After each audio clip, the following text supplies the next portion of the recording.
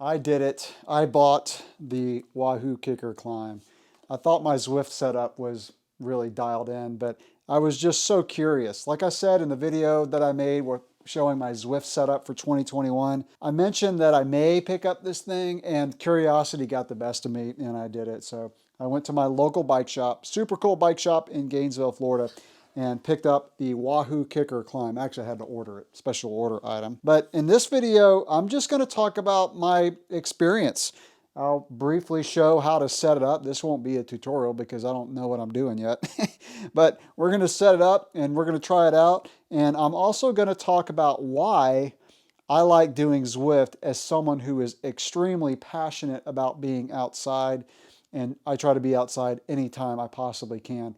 Why does someone like that use Zwift? Well, I'll explain when I'm riding and experiencing the Kickr Climb for the first time. I will say it's not as heavy as I thought it was going to be. And the setup is really easy as far as your axle. It comes with these little inserts and it says it on there. So this is for the 12 by 100. You can use a quick release, a mountain bike, 15 by 100, 15 by, is it 110 or 115? I always forget. But you can use all different front axle sizes. So, and it even comes with a quick release, but I'm going to get this set up and then we'll experience the Kickr Climb for the first time. I'll also talk about why I really wanted to get this. In case you're curious, this thing does stand up by itself. The bottom is weighted pretty good. So, I mean, it's, you know, if you can knock it over, but if you need to just store it like that, it'll work. All right, so, you know, my only hesitation of getting this, other than spending $600, was the setup time. You know, I move my bike out whenever I need to use it. So I was kind of concerned that it would take a lot of setup time, but really, I mean, I'm just removing the front wheel and then moving this over. So let's see how easy this is to get on there. You know, I wish I could just leave my bike set up in front of the TV, but as you can see from all the equipment in this room, this is our multi-purpose room. Music, kind of hangout TV watching room. I guess it helps to make sure those metal things are pushed all the way in there. All right, that's not too bad. We'll slip the axle through. I haven't paired this to the trainer yet, but from what I understand, you just take the little remote out, which is right here, and then just hold it near the trainer after I plug everything in.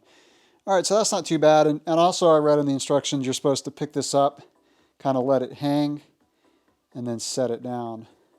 And that centers it. So, all right, we're good there. Let's plug it in.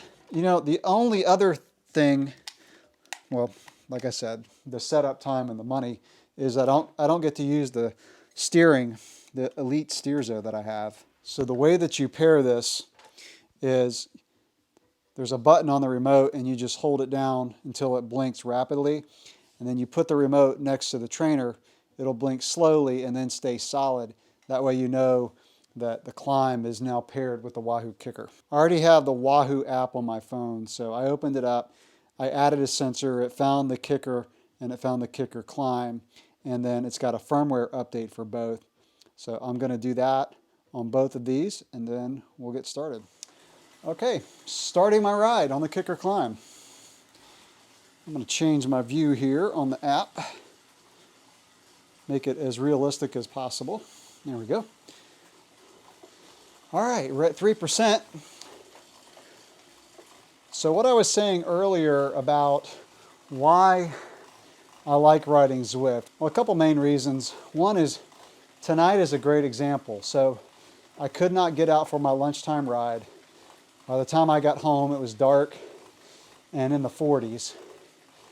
And I just don't like going out away from my family when I've been away all day at work and when it's dark and when it's in the 40s.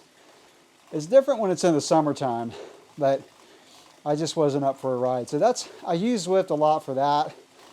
And then also in the summertime. So because it gets so hot, humid, and rainy in the summertime, we can get some pretty dangerous lightning storms in the afternoon. You know, you just don't want to get caught in one of those. I mean, I've done it before, and I've had lightning striking like really close to me. Like I literally have had lightning within probably 15 feet of me, and that's not fun. So I can feel, you know, the handlebars raising and lowering a little bit, but I can't really hear it, which is cool.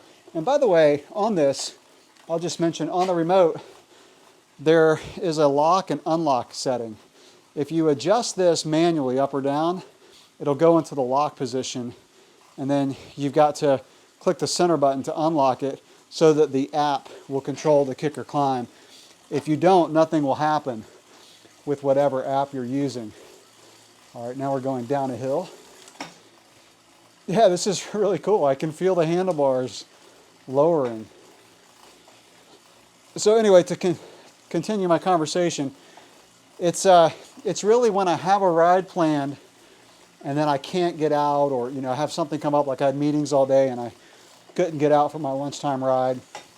So those are the times when I really love using Zwift. I would never replace an outdoor ride with Zwift if it was good weather to ride in. This is cool because I can not only see the road going down, but I can feel the road going down on my handlebars. And also the climb it's not like super solid as far as rocking back and forth. The bike can move just like the front wheel was on it. So I like that aspect. I like the fact that, you know, it's not just totally rigid in one place. Now what would be really cool is if they make a climb that has a steering thing on it, so you could not only have the bars go up and down, but you could steer it like you do the Elite Steerzo.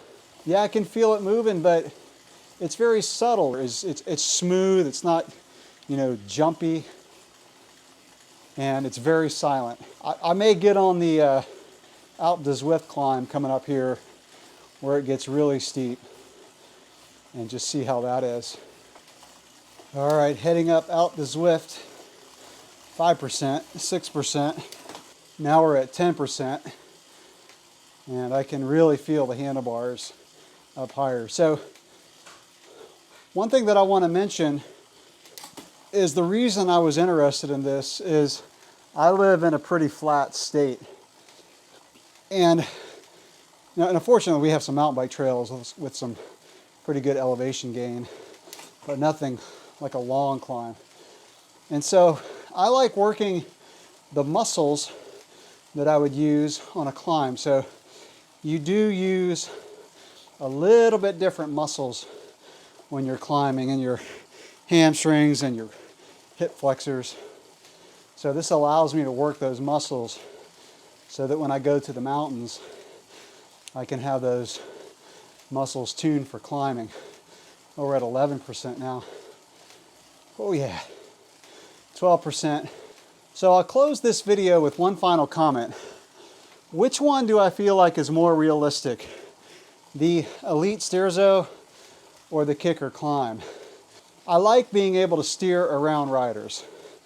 That's pretty realistic, especially like if I want to get behind someone and draft and then steer out and go around them or whatever. I like that, but also feeling the bike go up when the climb goes up, that's pretty realistic too. So I'm not sure at this point I could really pick a winner.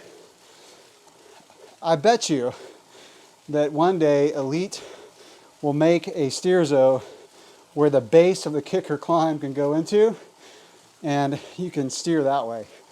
That would be the best of both worlds. But so far, you know, setup was real easy. I like it. I'll probably follow up this video with a review after using this thing for a few months. But so far, impressions are good. I got another 45 minutes to ride, so I'm going to get on it and catch you in the next video. Thanks for watching.